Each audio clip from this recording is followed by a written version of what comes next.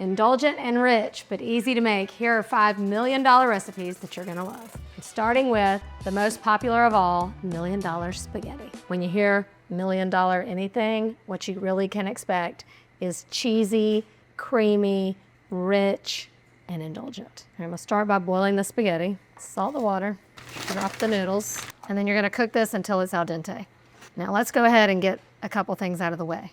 This spaghetti dish is by no means Italian. Okay, number 2, million-dollar spaghetti is built like a casserole. It's like a spaghetti casserole, and it has all of the creamy indulgence one can handle. So I'm gonna make a little meat sauce in here, a little olive oil, and I like to get my onion going first just to get a little softened. Just give it about a minute head start. I'm going in with a pound of ground beef and Italian sausage just to maximize the flavor and richness. Yummy. Get this good and brown and crumbled. Just gonna add in a little bit of garlic powder here. All right, meat is browned, pasta is cooked. Let's drain it. Add in a half a stick of butter and let that coat those noodles. I'm gonna drain some of this fat off of the meat. And then we're just gonna use some store-bought sauce since we already have enough stuff going on. I'm gonna add a splash into the noodles, the rest into the sauce. Just a little splash of water to rinse out the jar. All right, and then I'm just gonna let this simmer for about 5 minutes, and then we're gonna start building our layers. Before we layer, I have to make the iconic creamy layer. This is what makes this million-dollar spaghetti versus just any other baked spaghetti. I think this dish, while it is indulgent, could also be considered a high-protein meal. So we have 2 pounds of meat and now 8 ounces of cottage cheese going in. Now, I don't think this is weird because like my dad used to always put cottage cheese in lasagna. But what he didn't do was put sour cream in it. But here we are, breaking all the Italian rules, which is why this is not Italian. And then also 8 ounces of softened cream cheese. I've studied a lot of million-dollar spaghetti recipes, and I've kind of taken what I think is the most consistent things plus the best things from the recipes and created what I'm calling the best million-dollar spaghetti. But this right here is consistent with all of them. I got us a million-dollar casserole dish because it is only fitting. All right, in goes half of our buttery noodles, then all of our creamy layer, and the rest of your spaghetti.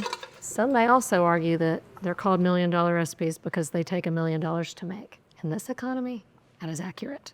All right, and then goes the sauce. This is like giving lasagna vibes, but it's easier. All right, and then, you guessed it, we're just gonna top it with some more cheesy indulgence. This time, mozzarella. Now, a lot of recipes also use cheddar here. I just couldn't do it, y'all. Just couldn't do it. I've already gone against so much what I believe in, but I just remember coming home like from spending the night at a friend's house when I was a kid, and I couldn't believe they put like a slice of American cheese on their spaghetti, and I told my mom, because that seemed so wrong. And then some grated parm. This goes into the oven, 350 degrees until it's hot, browned, and bubbly. Everything is still, pretty warm, the sauce and the noodles, so it shouldn't take that long, probably no more than half an hour. If it does start to get too brown, you can always put a little foil over it halfway through. That is gorgeous. Let this sit for about 10 minutes before digging in. Come on, baby. Woo! Look at the layers that we have created in here. I'm gonna finish it off with a little green. And the longer you let it set, the more defined your layers are gonna be. I'm impatient like that. And only a gold fork will do.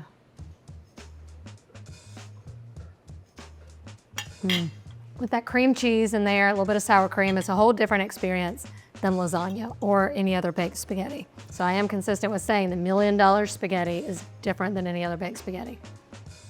I know my kids would love this also because they don't love when lasagna or spaghetti is like too saucy. They almost like just like a light coating of tomato sauce. And that's what you get with the pasta. All the sauce kind of stays on top. And then that cheese forms a nice crust. As much as I want to finish this whole plate, I've got 4 more to go.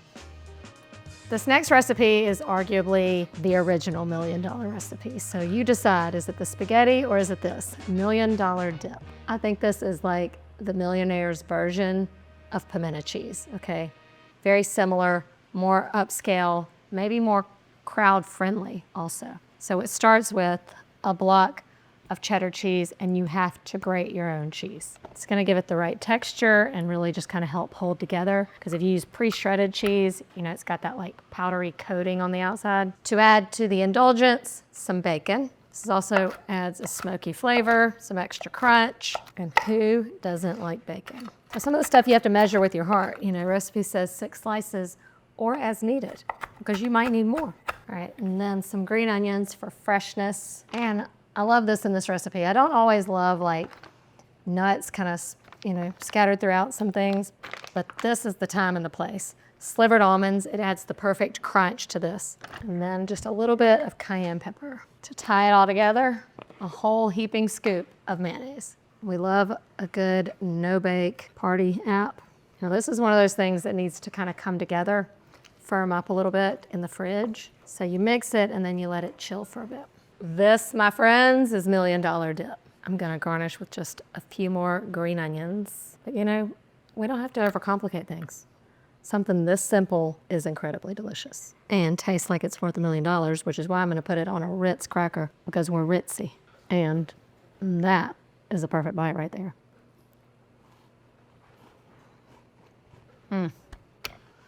Makes me want a cold glass of white wine. I know you've seen me make this before, but it is as good the 10th time I eat it as it was the first time I ate it. You can taste every single ingredient we put in there. You get that freshness of the green onion, the creamy kind of saltiness of the cheese and the bacon, and then that little crunch from the almond.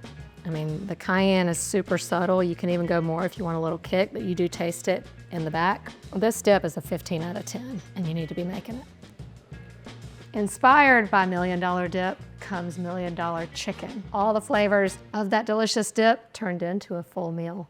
Can't get much more indulgent than that. This, to me, replaces that poppy seed chicken. If you're looking for a good chicken casserole, this is like poppy seed chicken, but about like, I don't know, 8, 10, 12 times better. But just like poppy seed chicken, it starts with cream of chicken going in the sauce. And for this, I just use rotisserie chicken. Then we're gonna add in some softened cream cheese, just about half a block, half a cup of sour cream, then half a cup of cottage cheese. So this part could be inspired by the Million Dollar spaghetti. All right, then it's just a little garlic and onion powder and a little Cajun seasoning. And we just mix it up. Then just to freshen it up and make it just a little bit healthy, some fresh parsley. I mean, just a little bit of fresh parsley. You've heard me say this before, but it adds so much freshness without changing the flavor of anything, especially when you're using anything that comes out of a can. I love using fresh parsley. Then everything just goes straight into a casserole dish. There's nothing bulky in here. There's no rice or potatoes, so you can serve this over rice if you want, or you can just serve it alongside a salad. Go in with some mo cheese and cracker topping, the Ritz cracker, and some melted butter. All right, then this just goes into the oven, 350 degrees for about 35 minutes, or browned and bubbly. Hear it bubbling, that crunchy top and that creamy underneath. And I finish it with some fresh green onions, because that's in just about everything that's Million Dollar. I mean, I like to serve it like I do my poppy seed chicken, just simply over some rice with a little green salad. I'm telling y'all, next time you're thinking of what to bring those friends and neighbors, skip the poppy seed chicken and thank me later.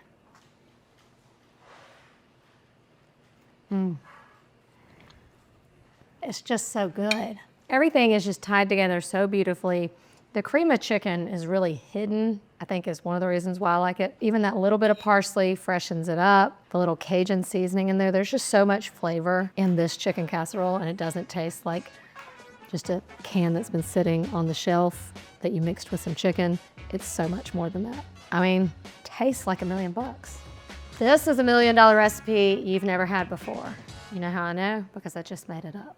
This is Million Dollar Meatballs. Just sounds good. You know it's gonna be good. You know I love a good meatball. These meatballs can be served as a main dish over pasta, which is what I'm gonna do, or you could just make this and then stick it in a crock pot on warm and serve these at a party. And I'm gonna go in with an egg. You know, I always like to make my mixture before I add the meat so they don't get overworked. And then instead of breadcrumbs, although you can totally use breadcrumbs, I'm doing crushed up Ritz crackers. I don't have to explain why. Kind of moisten these cracker crumbs with some half and half, and then some grated parm. And then I'm going in with 2 garlic cloves, just really like picking up the flavor of these meatballs. All right, let me get this a mix. You don't really want a big chunk of crackers, so make sure those are broken up. In goes ground chicken. So these are chicken meatballs. You can do them with beef if you want. I have done both, and I think the chicken is better here. Half a teaspoon of salt and a quarter teaspoon of pepper. For another cheese factor, in with some shredded mozz. Okay, now we roll. Remember my tip about rolling meatballs, it's always easier, especially with ground chicken, which tends to be a little stickier, to wet your hands and then roll. For whatever reason, I like to make these meatballs a little more like cocktail size. Normally when I do my like spaghetti and meatballs, I do them like golf ball size. This is about half of that. So you get more in your plate. And then I'm gonna bake these meatballs while we make the sauce. All right, these are rolled and ready to go. I'm gonna pop these into the oven at 400 degrees. And while they cook, we'll make the $1 million sauce. So for the sauce, I've started with bacon because $1 million. Getting that good and crispy. I'm gonna drain off a lot of that grease. You can save it, obviously, for cooking something else, and then just put your bacon back in. And then we're gonna turn this into a bacon Alfredo, and I'm just using store-bought Alfredo sauce here. You could also just go in straight with heavy cream if you want. I'm gonna add a little more half and half to the jar, shake it up, and pour that in. $1 million recipes, the more indulgent, the better. All right, and then I'm just gonna let that simmer. I'm gonna add a little more to the sauce, some crushed red pepper, grated parm, and a little lemon zest. A little juice too. All right, now drop those meatballs in. They just take 10 minutes in the oven.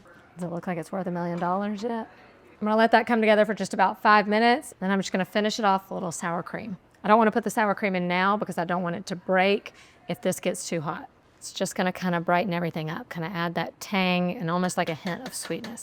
And you just wanna stir that in and then take it off the heat or keep it on super low. At the end, if the sauce gets a little too thick, go in with a little water. You've never had this one before? This might be the first one you need to make. All right, to serve this up, I've just taken some pasta and tossed it with a little of the sauce and parsley, a little sauce. And I'm gonna give it a little sprinkle of crushed red pepper, optional, but recommended. And the rest of the green onions from earlier. $1 million meatballs coming right up. Let's see if the taste lives up to the name. That's a perfect bite. You can just look and you can see how tender it's gonna be before you even bite into it.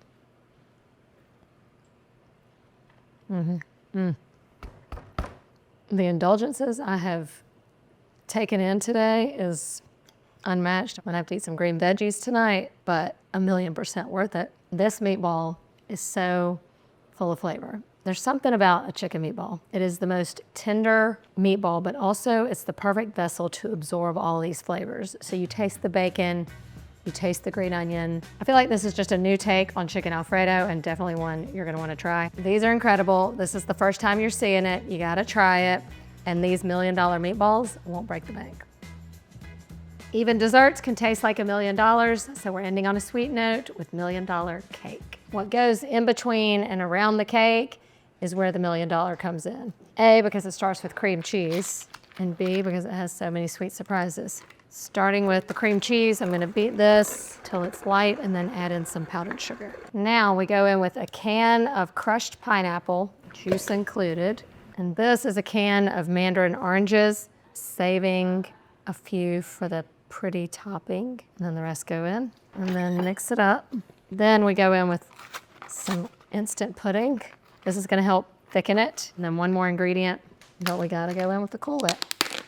I think if you make fresh whipped cream, it's not gonna stay stable. So last thing, fold this in. I'm just gonna keep this in the fridge so that it stays kinda thick. There's one thing I can bake, it's a box cake. And then we have to let this cool completely. I mean, I'm proud of a box cake. Cakes have cooled, slice them in half, and now we build. I'm just gonna go ahead and get whatever you're gonna serve it on because you're not gonna wanna move it afterwards.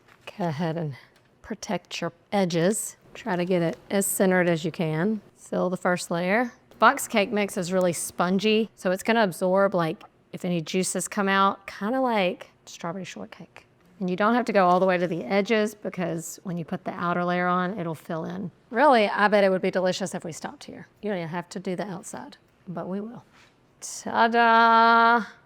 Now the thing is, this cake needs to refrigerate and set and come together so that those layers can absorb some of that moisture, at least several hours, preferably overnight. Those oranges we saved earlier can decorate the top. A little star.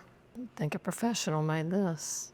Yum to the yum, yum, yum. This is my first time having $1 million cake, but I feel like I'm not gonna be disappointed.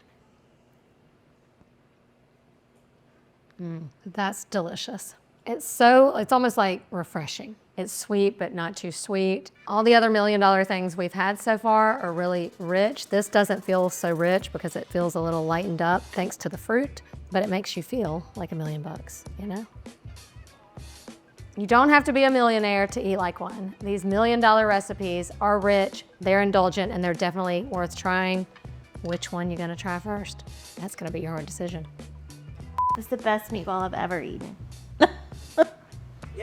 Now that's how you end an episode.